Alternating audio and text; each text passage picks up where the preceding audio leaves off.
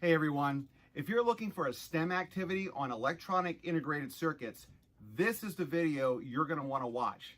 This is number 5 in a multi-part series for the Snaptricity Arcade STEM Kit. If you've been watching the last 4 lessons, you know that we've been building up to this moment where we're going to put everything together and build one integrated circuit.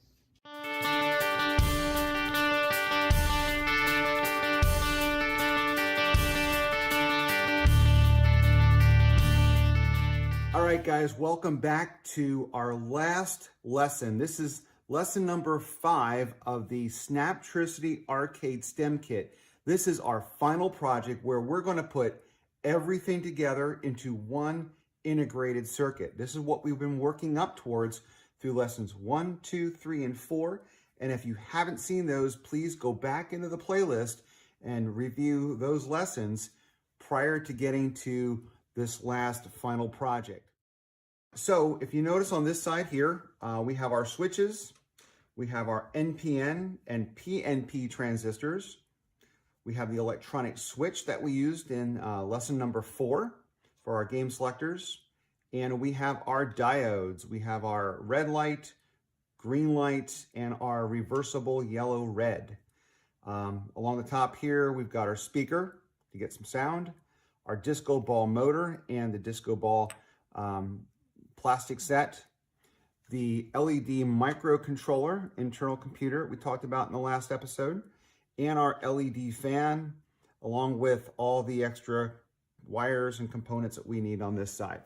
Now on this project, what I want to do is I want to start with the placement levels, all right? Because there's a lot going on in this circuit. So I want to make this as easy as possible. I've talked about this before where each component, there are layers to the circuit.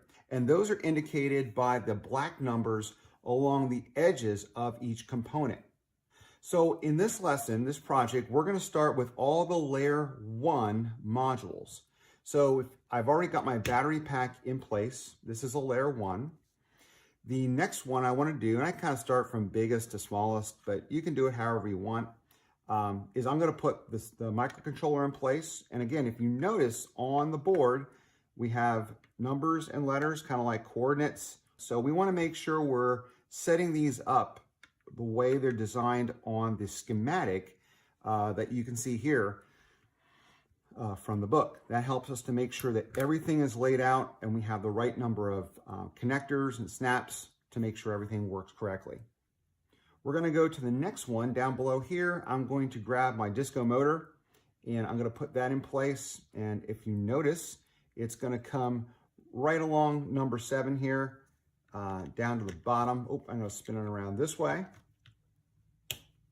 All right, then from those 2 modules, I'm going to go to my speaker, which is going to go on this side. If you see, I have F, then 3. We're going to put that right along the edge.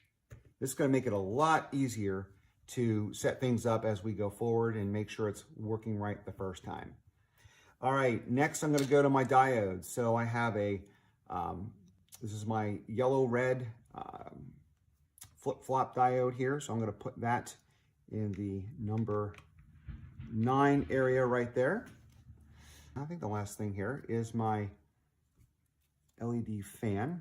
That is going to be positioned this direction, like so. So we're going to put our wires in place now.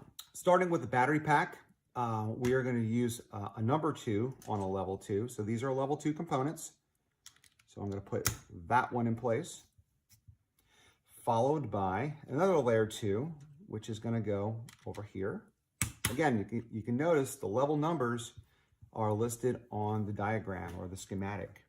I'm going to take another layer 2, which I missed here, a level 2, and I need to put this on this side right here because we're going to put some components on top of that here in a short minute. So I'm going to grab a number 4, and this is going to go down towards the bottom a bit. So if I kind of look at my numbers here, I'm going to be down right around the D mark here, I believe.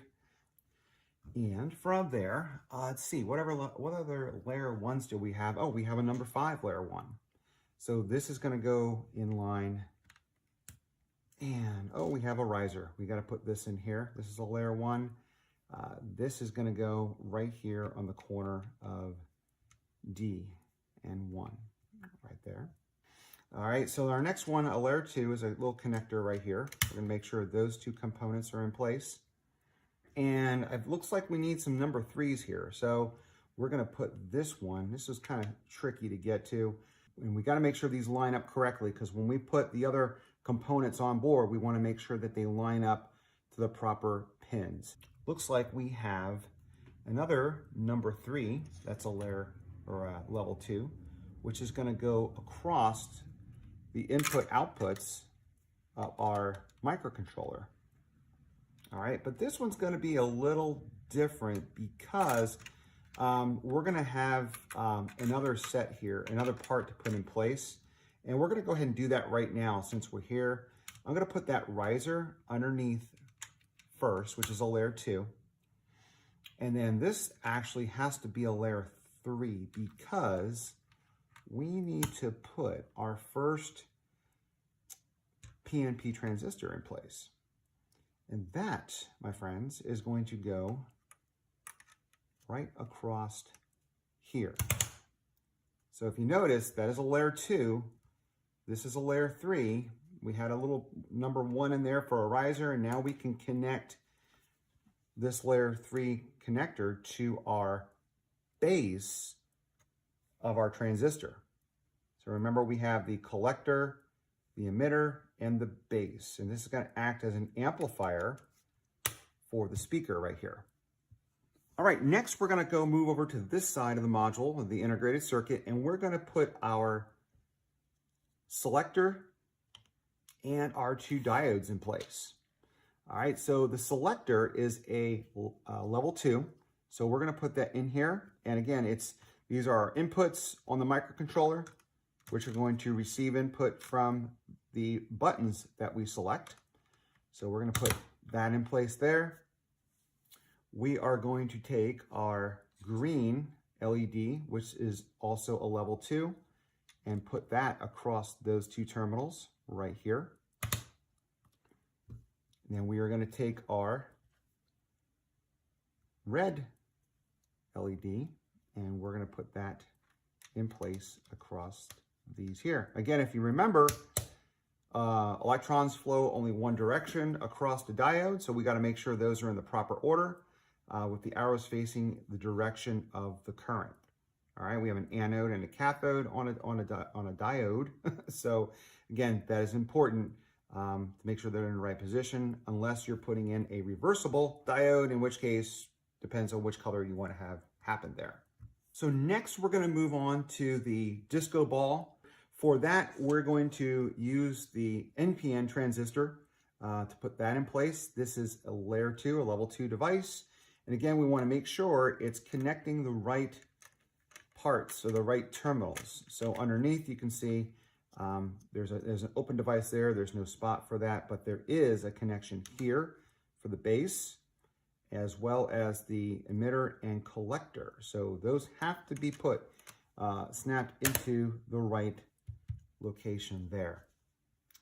Now, while we're on this circuit, on this side here, this part of the circuit, we're going to add some conductors here so that we can apply power to the areas of this module, of this motor for the disco ball. Remember that if you go back to the other lessons, lesson 4, lesson 3, that some components have multiple inputs in order to activate additional functions of the module. So again, we're putting integrated circuits into an integrated circuit. So there's a lot of different functionalities that we can activate by applying voltages to certain terminals.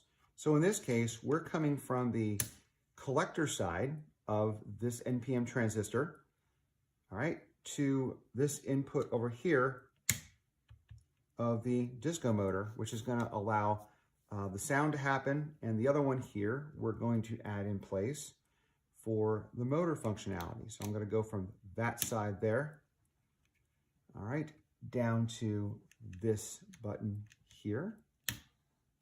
And we're going to take that all the way over to the supply power, because we want to make sure we always have power to this device right here, to this module. So we're going from the positive side of this battery pack to the power input of the disco motor. So now that configuration is ready to go.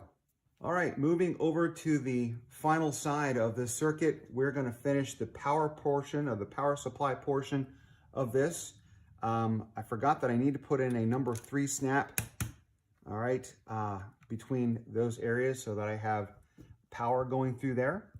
Now I need to add the switches. So on the switch side, we have a slider switch and a push button switch. If you don't know the difference, I'm going to tell you. If you haven't looked at some of the other videos. But what we have here is a slider switch, which is basically a solid on or solid off. So I'm going to make the connection internally, and it's going to turn everything on for us as a main switch. The momentary switch, or the push button switch, is designed so that when you push it, it activates. When you release it, it deactivates. So that's why we call it a momentary switch. So it's only on for a moment while you are holding the button down. All right, so we have some final connections we have to make with our jumper wires. They are going to start from the positive side of this diode down to this side of the speaker.